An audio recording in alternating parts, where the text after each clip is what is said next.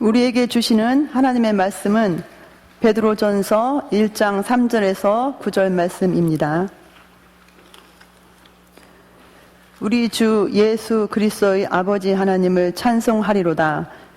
그의 많으신 긍휼대로 예수 그리스도를 죽은 자 가운데서 부활하게 하심으로 말미암아 우리를 거듭나게 하사 산 소망이 있게 하시며 썩지 않고 더럽지 않고 쇠하지 아니하는 유업을 있게 하시나니 곧 너희를 위하여 하늘에 간직하신 것이라.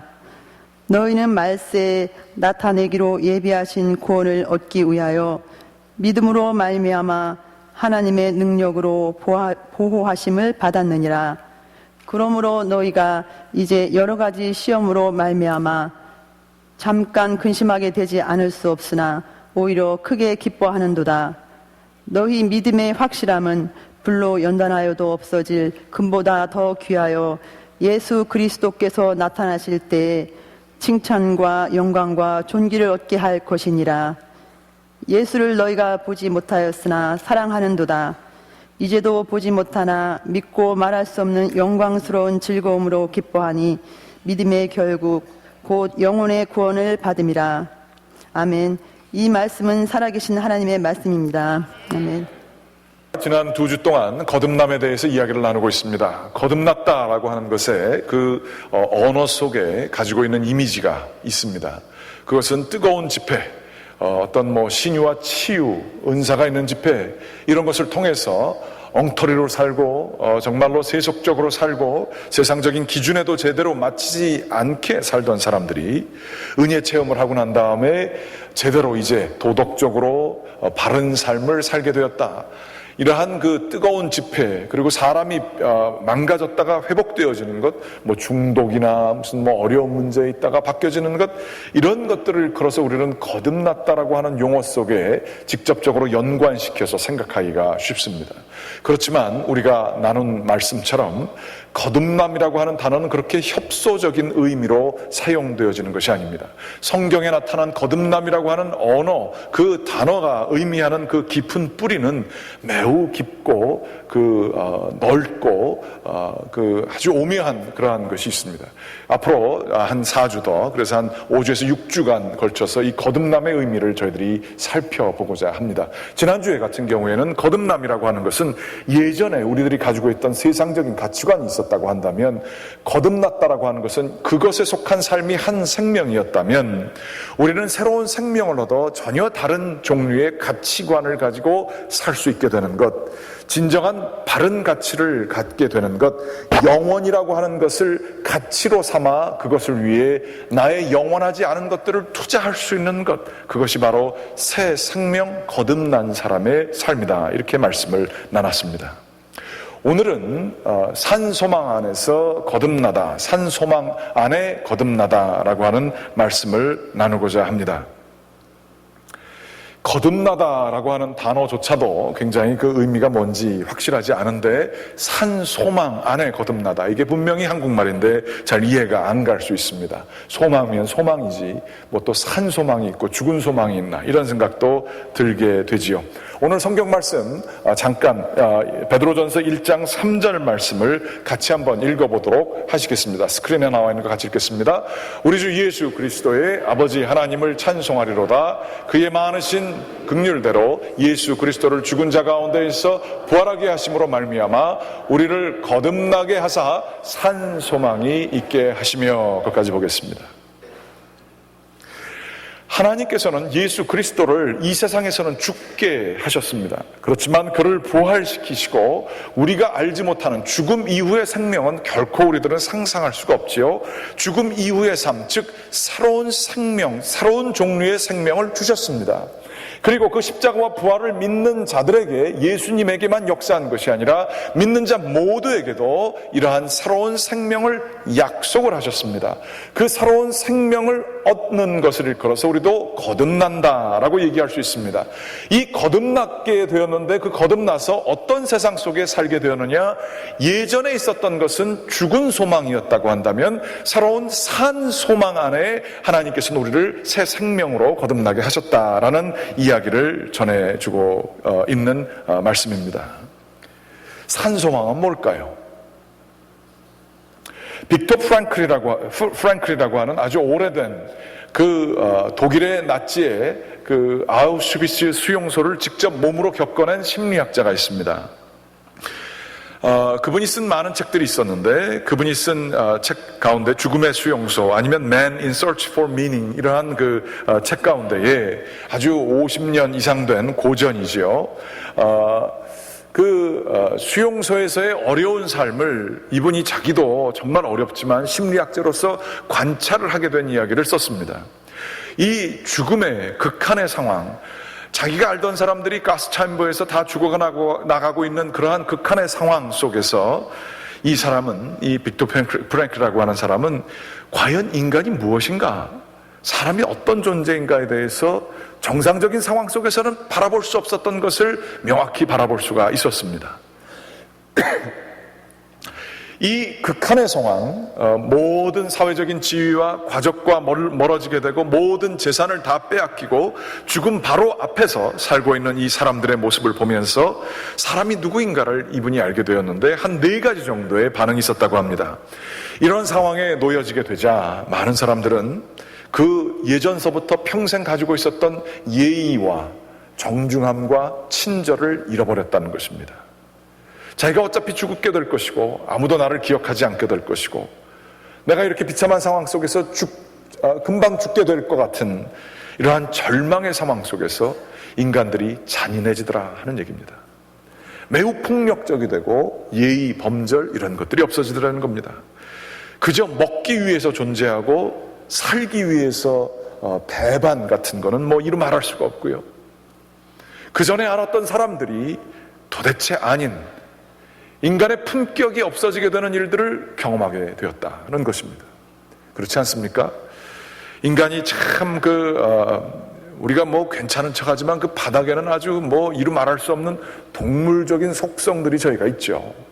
때로는 개만도 못하다라고 하는 표현처럼 극한 상황에 놓이면 우리가 알고 있던 세상은 다 사라지게 됩니다. 이분이 이런 사람들을 봤어요. 우리들은 원래 그렇습니다. 인간은 잔인합니다. 인간은 굉장히 폭력적이 될 수 있습니다. 바닥이 있다고 생각했는데 그 바닥 밑에도 더한 아주 악마적인 모습들이 남에게만 있는 게 아닙니다. 나 자신에게도 있을 수 있습니다. 이 빅터 프랭클은 그거를 보게 되었죠.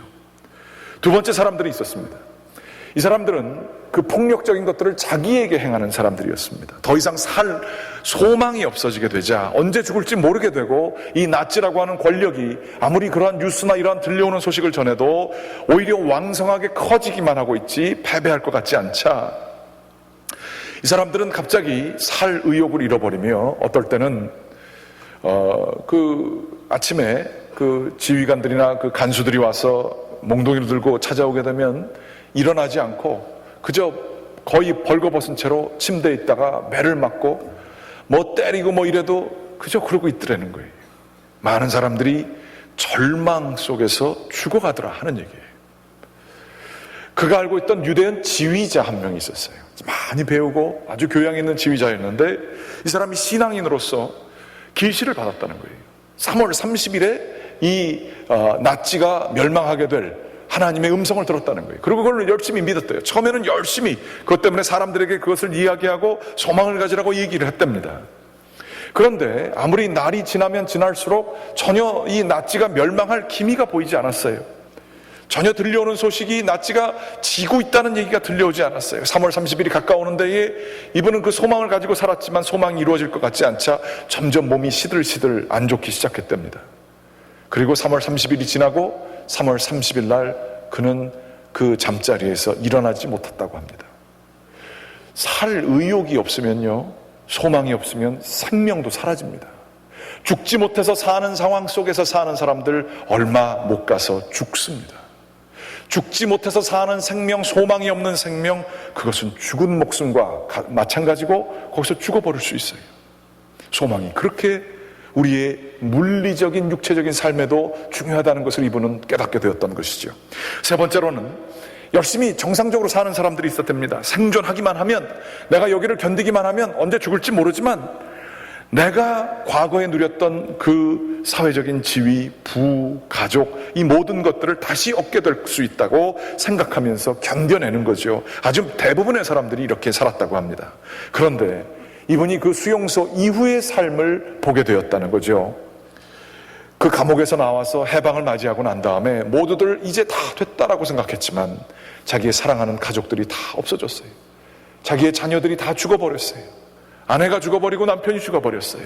사람들은 거기서 소망의 근거를 잃어버렸다는 것입니다. 우울증세에 빠진 거예요. 재산을 다시 찾을 수 있다고 생각했지만 어느 누구도 자신의 재산에 대해서 보증해 주지 않았습니다. 사회적인 지위를 찾을 수 있다고 생각했지만 그 지위를 찾지 못하는 사람들도 있었다는 거예요. 그 사람들이 다시 회복할 수 있을 것이라 생각했던 이 세상의 그 소망의 근거들이 없어지게 됐을 때에 그 아우슈비츠 수용소를 살아남았건만 그 이후의 삶도 역시 감옥에서 사는 것처럼 살더라 하는 얘기를 이분이 하게 된 것입니다. 그런데 그 가운데에 매우 적은 소수의 사람들이 있었는데 이 사람들은 과거에 가졌던 친절을 잃어버리지 않은 사람들로 살더라는 거예요. 기쁘게 사는 건 아니었지만 전혀 지금의 이 환경이 그 사람들을 건드리지 못한 것처럼 그렇게 정상적으로 사는 사람들이 있더라는 거예요. 그 사람들은 외적인 자유가 없을지 모르지만 내적인 자유가 있어 보이더라는 얘기입니다. 겉으로는 힘을 발휘할 수 있는 외적인 힘은 없어 보이지만 내적으로는 강한 힘이 있어 보이는 그런 사람들이 있었다는 거예요. 그러면서 이 수용소에서 이 심리학자는 그들에 대해 연구를 하며 이런 식으로 얘기를 했습니다. 죽음의 수용소는 인간의 삶을 부서뜨리고 그 안에 있는 영혼을 그대로 드러나게 하며 그 영혼의 깊이와 파운데이션, 기반을 보게 하였다. 인생은 죽음과 고통이 망가뜨릴 수 없는 소망과 연결되어지게 될 때에 참된 의미와 참된 희망을 가지게 된다. 이런 얘기를 했습니다. 이분이 본 것이 그거예요. 이 사람들이 가지고 있는 이 힘이 어디서 나오나 잘 보니까 그들은 이 세상의 것에 대한 소망을 두고 있지 않더라는 거예요. 이들은 철저한 신앙인으로서 하나님께서 이 세상을 여전히 주관하고 계시고 통치하고 계시며 마지막 때에 하나님은 정의를 이루실 분이시라는 것을 굳건히 믿는 사람들이었다는 거예요. 비록 내가 여기서 이대로 억울하게 죽을지라도 하나님께서는 모든 것을 다시 회복시켜 주실 것이고 하나님께서는 모든 것의 주관자 되신다라고 하는 종말론적인 신앙을 가지고 있는 사람들이었다는 것입니다. 소망이라고 하는 것은 매우 중요합니다. 어느 누구도 소망 없이 사는 사람들이 없어요. 젊은 사람들은 내가 이 커리어를 잘 쌓게 되면 나이가 들면 이러한 어떤 그 사회적인 지위와 경제적인 지위를 가지고 살게 되겠다. 소망을 가지고 살게 됩니다. 조금 살게 되면 내가 은퇴 뒤에 이런 삶을 살기 위해서 열심히 지금 절약하고 열심히 모아서 자녀들을 대학을 보내주고 나는 이런 삶을 살야겠다. 그거에 따라 그 소망에 따라 열심히 살아갑니다. 우리는 그렇게 소망을 가지고 살아가지요. 어떤 사람도 소망 없이 살아가는 사람이 없습니다. 그런데 그 소망이 이 세상에 근거해 있는 것이라면 그 소망은 언젠가는 없어지게 돼 있어요. 오래 살다 보면 가족들도 없어지게 되고요. 오래 살다 보면 건강도 경제적인 면도 이러한 것들도 다 사그러 없어질 수 있지 않습니까? 이렇게 될 때에 영혼이 그 정상적인 삶을 벗어나 그 영혼 그 자체로 드러나게 될 때에 그 죽을 것, 사라질 것에 소망을 둔 것은 영혼의 진정한 소망을 힘을 주지 못하더라 하는 이야기를 이 빅터 프랑클이 하고 있는 거예요. 영혼의 진정으로 소망을 줄 수 있는 것은 이 세상 넘어가 있는 죽음과 고통이 망가뜨릴 수 없는 살아있는 소망이 있다라고 이야기를 하고 있는 것이죠. 이 소망이 얼마나 중요한가는 아주 단순한 예를 들어보면 알 수 있습니다. 두 사람이 있다고 치고요. 젊은 사람들에게 똑같이 이 미국에서 뉴저지에서 살려면 최저임금이 얼마 되겠어요? 10,000불, 20,000불 받는다고 생각해 보세요. 그걸 가지고 살기가 상당히 어렵습니다. 힘들게 살아갈 수밖에 없죠. 그런데 한 사람에게는 당신이 아무리 노력해봤자 당신은 이거밖에 받을 수가 없습니다. 그리고 그 월급을 주고, 그러나 다른 사람에게는 이 일을 당신이 잘 견디게 되면 1년, 2년 뒤에는 내가 월급을 줄 때 1,000,000불을 주겠어, 이러고 누가 약속을 한번 해봤다고 해봐요. 그리고 그 사람의 말이 충분히 믿을 만한 근거가 있다고 생각해 보십시오.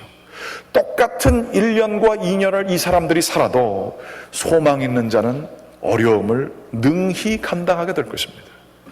그런데 소망이 없는 자는 정말로 비애 가운데의 절망 가운데 살아갈 것이지요. 소망은요, 사람의 품격을 좌우할 수 있습니다. 사람의 품성과 성품과 예의와 모든 것들을 바꿀 수 있는 것이 소망이라고 하는 부분입니다. 그러므로 우리들이 지금 이야기하는 이 성경에서 얘기하는 산소망, 세상이 어떻게 할 수 없는 이 산소망이라는 것을 가지게 되면 이 산소망은 우리의 삶 속에 놀라운 여파를 미칠 수 있어요. 이 산소망은 우리 가운데 엄청난 영향력을 미칠 수가 있는 그러한 그 다이너마이트와 같은 그러한 힘이 있는 것입니다. 성경은 이 산소망을 일컬어서 오늘 그 다음에 나오고 있지만 4절 말씀입니다. 이 산소망, 여긴 어디에 근거 있느냐?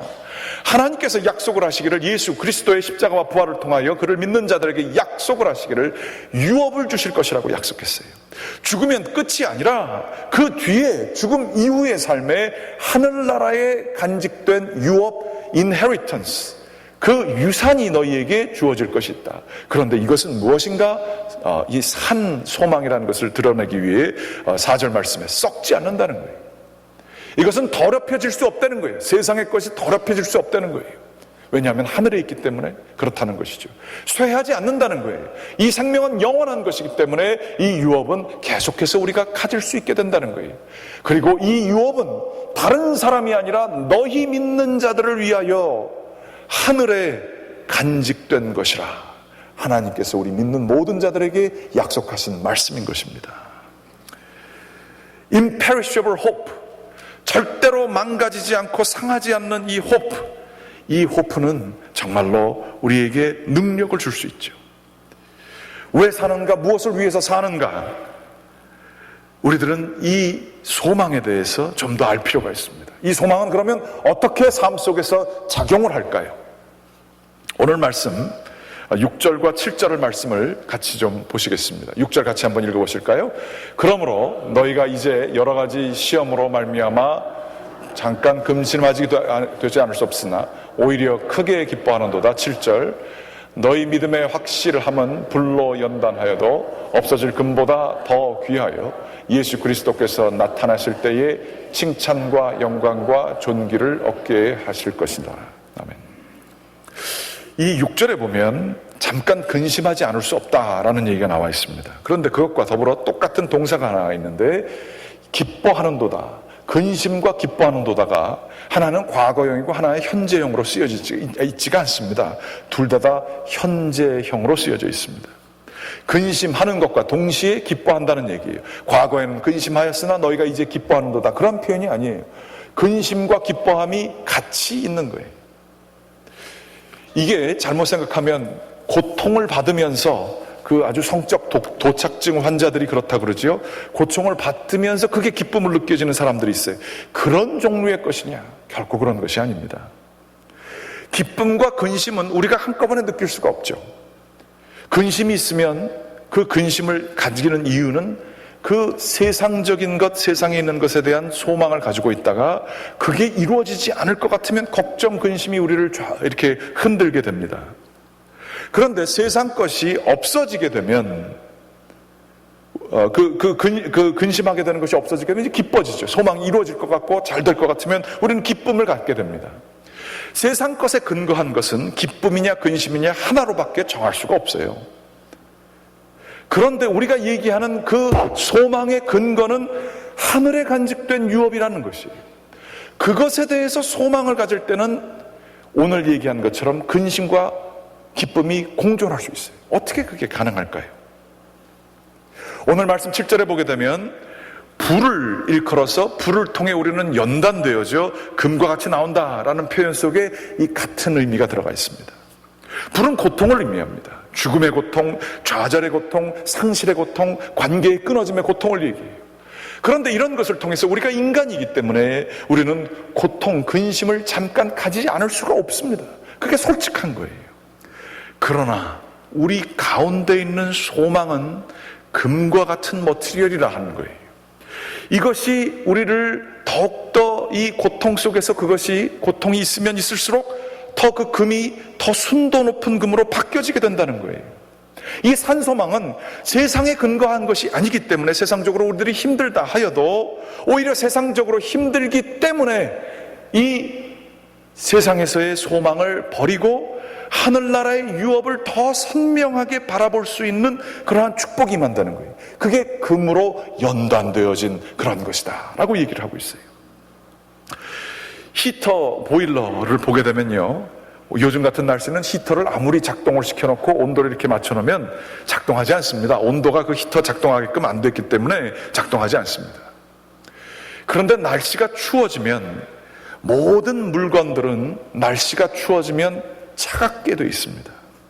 그러나 그 히터만은 특별하게 고안이 돼서 날씨가 추워지게 되면 거기서부터 열을 발휘합니다. 날씨가 추워지면 추워질수록 더 강한 열을 발휘하여 그 집안의 온도를 항상 유지할 수 있도록 만들어주게 되는 것입니다. 세상에 고통을 받으면 받을수록 이 세상에서는 소망이 없고, 그러나 우리의 참된 소망은 하늘나라에 있음을 그 누구보다 더 명확하게 깨닫게 된다는 것이지요. 그래서 그 하늘나라의 유업이 실질적으로 더 느껴지고 강렬하게 느껴지게 되는 거예요. 그래서 언제 믿음을 갖게 됩니까? 어려울 때 믿음을 갖게 돼요. 좌절할 때, 눈물을 흘릴 때, 고통 속에 있을 때 믿음이 생기잖아요. 기도하다가 하나님 만나고 그러잖아요. 그러면서 그 소망이 우리에게 주어져요. 그러면서 그 산 소망이 우리에게 가지게 되어지는 거예요. 그러면서 하나님께서 붙들고 계심을 그 어느 때보다도 더 강렬하게 느낄 수가 있어요. 이게 바로 새 생명, 거듭난 자가 가질 수 있는 생명력이에요. 이 생명력이 얼마나 귀중한지 몰라요. 고난 속에서, 어려움 속에서 정말로 하나님께서 이 고난, 나 이거를 지켜주실 것이고 나를 영광스러운 곳으로 옮겨주실 것이고 라는 것을 가지면서 살게 되는 거예요. 한국 기독교는요, 왜 여기까지 올 수 있었는가? 기독교가 전달되고 난 다음에 한국 역사는 고통과 고통의 역사가 있었어요. 일제시대의 억압을 받았을 뿐만 아니라 전쟁을 겪었습니다. 기독교의 한 100여 년, 130여 년 이전 이 정도의 역사 가운데에 한국 사회는 정말로 어렵고 힘들었어요.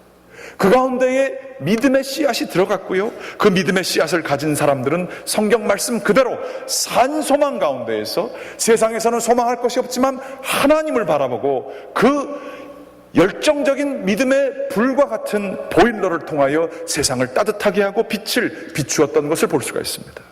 그런데 언제서부터 한국 기독교가 힘을 잃었죠? 조금 한국 기독교가 살만하게 되고 이 세상 속에서 안주하게 되었을 때에, 교회에 돈이 모이기 시작했을 때에, 교회가 세상보다 더 잘 사는 것처럼 세상적인 것과 구별이 안 되게 됐을 때에 거기에서부터 신앙이 무력하게 되고 약하게 되었습니다. 교회의 문제가 아니라 우리 자신의 신앙도 그렇게 되어버렸다는 것이죠.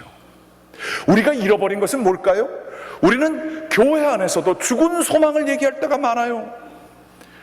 기도하시면요 세상 형통하게 됩니다. 기도하시면요 뭐가 다 이루어지게 됩니다. 이루어지지요. 하나님께서는 좋은 분이라 우리의 기도를 받아주세요. 그런데 그것은 죽은 소망이에요. 하나님께서 우리에게 십자가와 부활, 예수 그리스도의 십자가와 부활을 통해서 주시기 원하는 것은 산 소망이에요. 하늘나라를 바라보며 이 세상을 이겨내는 믿음을 원하세요. 이 세상에서 잘 되는 것만이 아니라 그것 이겨내는 것을 원하신다는 것이에요. 이 산소망은 기독교인들을 강하게 만들죠.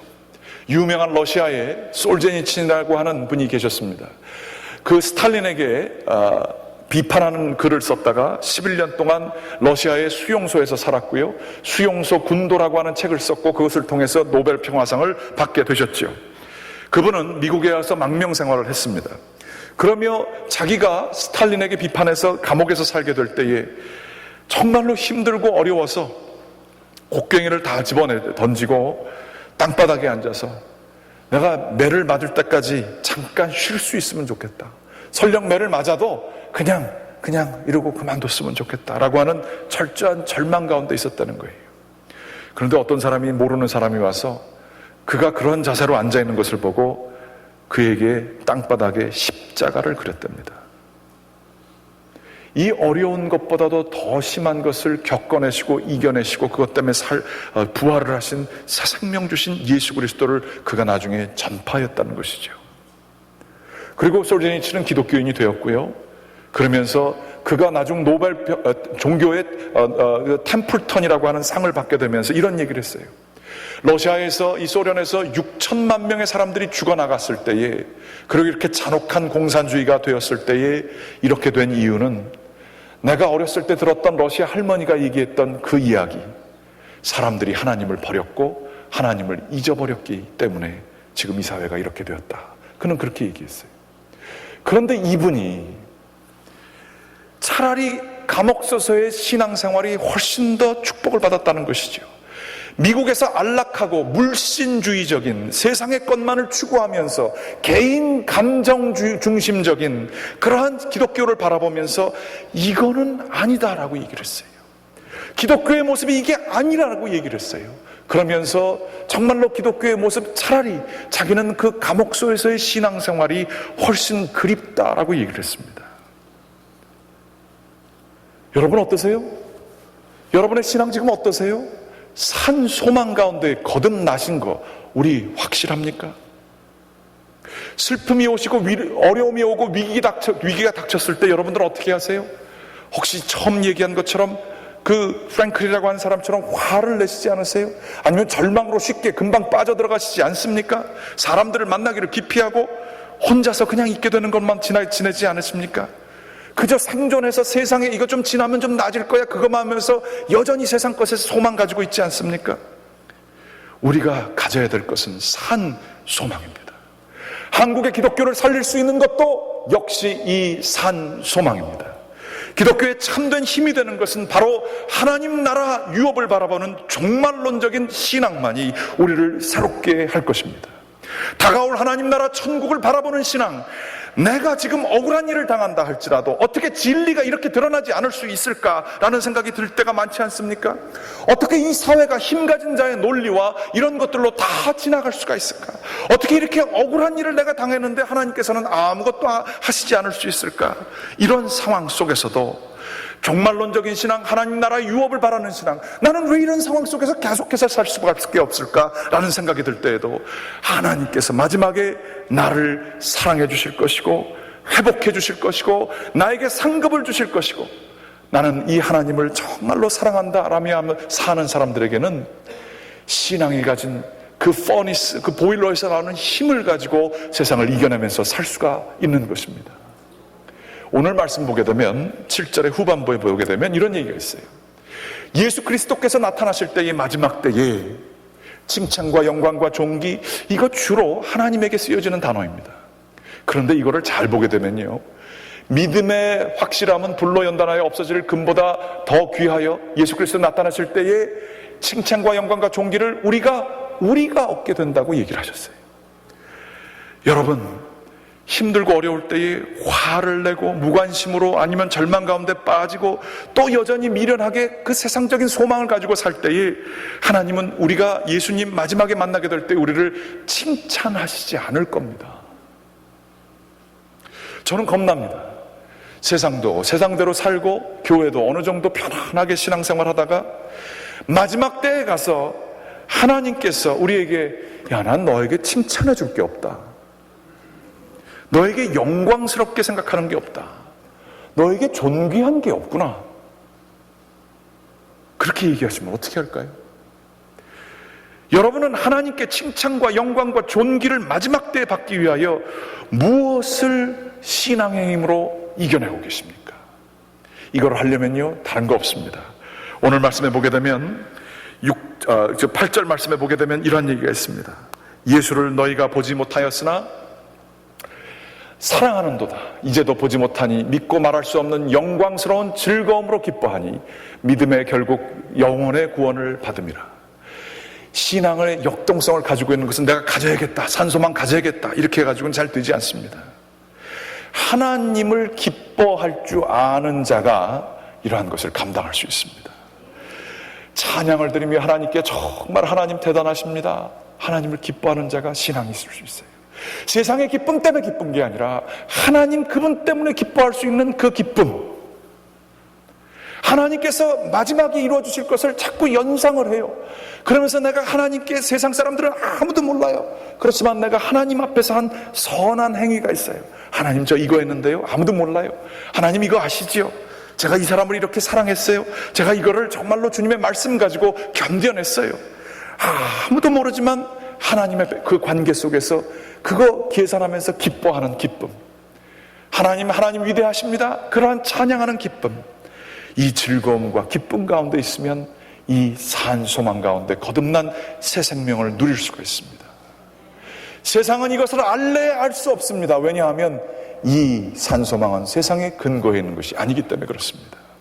새 생명을 받은 자들, 예수 그리스도의 십자가와 부활을 믿는 자들은 이 생명을 누릴 수 있습니다.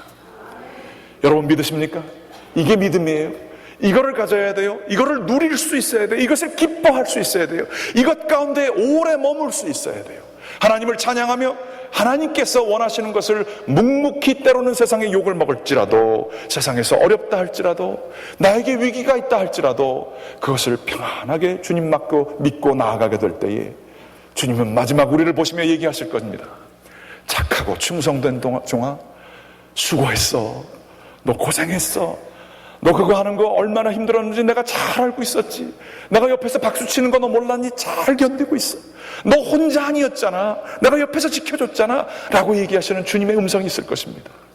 그 음성을 듣기 위하여 수고하시며 날마다 승리하시는 저와 여러분들 되시기를 주님의 이름으로 간절히 축원합니다. 기도하시겠습니다. 하나님, 주님께서는 저희들을 존귀한 자로 불러주셨습니다. 생존하기 위하여서 그저 바쁘게 사는 자가 아니라, 또한 세상에서 주는 영광을 누리기 위하여 정말로 정신없이 사는 자가 아니라 세상의 것을 뛰어넘은 하늘의 상급을 위해서 그 사명을 가지고 살아가는 사명을, 그 존귀함을 저희에게 허락하여 주셨습니다. 주여, 저희들 하늘의 영광을 드러내기 위해서 사는 존귀한 자로서의 사명을 잘 감당할 수 있도록 인도하여 주시옵소서. 세상 것 때문에 힘들다고 하여서, 세상에서 상처받았다고 하여서 그저 어둡게 답답하게 남들을 비난하며 혹은 절망하며 살아가는 존귀하지 않은 삶을 우리들 버릴 수 있게 도와주시고, 오로지 주님만 따라가며 살아가는 저희들 되게 인도하여 주시옵소서. 예수님의 이름으로 기도드렸습니다. 아멘.